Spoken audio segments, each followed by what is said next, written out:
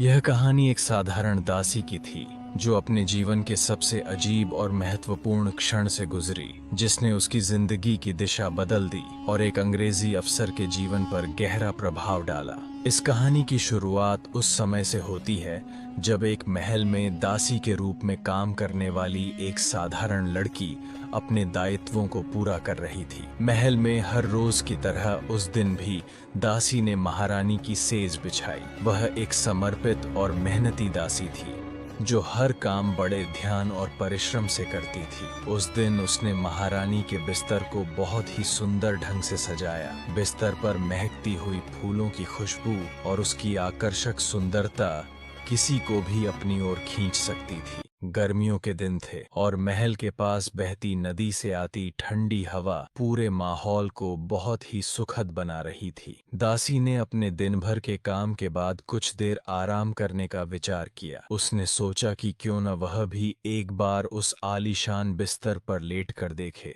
जिस पर महारानी हर रोज आराम करती थी। यह विचार उसे इतना मोहक लगा कि उसने अपनी सारी चिंताओं को भुलाकर महारानी के बिस्तर पर लेट गई। ठंडी हवा, फूलों की खुशबू और बिस्तर की नरमाई ने उसे इतनी राहत दी कि वह कुछ ही पलों में गहरी नींद में सो गई। कुछ समय बाद महारानी महल में वापस आई और जैसे ही उसने अपने बिस्तर पर दासी को सोते देखा, उसका गुस्सा 7वें आसमान पर पहुंच गया। महारानी के लिए यह किसी भी अपमान से कम नहीं था कि उसकी दासी उसके बिस्तर पर सोई हुई हो। उसने तुरंत दासी को जगाया और क्रोध से भरकर उसे सजा देने का निर्णय लिया। महारानी ने आदेश दिया कि दासी को कोड़े लगाए जाएं। जैसे ही पहले कोड़े की मार पड़ी, दासी दर्द से चीख उठी और उसके चेहरे पर डर और पीड़ा के भाव साफ दिखाई देने लगे। वह महारानी से माफी मांगने लगी और अपने अपराध के लिए दया की भीख मांगने लगी, लेकिन महारानी ने उसकी एक भी नहीं सुनी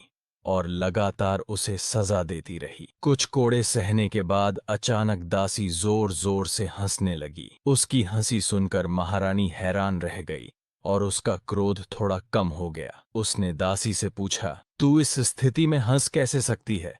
क्या तुझे अपने दर्द का कोई एहसास नहीं हो रहा? दासी ने जवाब दिया, महारानी जी, मुझे हंसी इस बात पर आ रही है कि मैं तो सिर्फ कुछ ही देर के लिए इस बिस्तर पर सोई थी और मुझे इतनी बड़ी सजा मिल गई। सोचिए, जो इस बिस्तर पर हर रोज सोता होगा उसकी क्या हालत होगी। कितनी बड़ी बड़ी जिम्मेदारियां और कितनी चिंताएं उसे घेरे रहती होंगी। इस कहानी का प्रभाव महल के भीतर ही सीमित नहीं रहा। यह कहानी धीरे धीरे महल के बाहर तक पहुंच गई और अंततः यह कहानी एक अंग्रेजी अफसर सप्रू साहब तक भी पहुंची। उसे यह कहानी उसके सेवक मनोहर नाई ने सुनाई थी। कहानी सुनते ही सप्रू साहब गहरी सोच में डूब गए। उस दासी के शब्दों ने उनके दिल और दिमाग को झकझोर कर रख दिया। सप्रू साहब ने सोचा, अगर एक साधारण बिस्तर पर कुछ समय के लिए सोने के कारण इतनी सजा मिल सकती है, तो जीवन भर ऐशो आराम में डूबे रहने वाले इंसान की आत्मा कितनी पीड़ित होगी। इस विचार ने उन्हें उनके जीवन के बारे में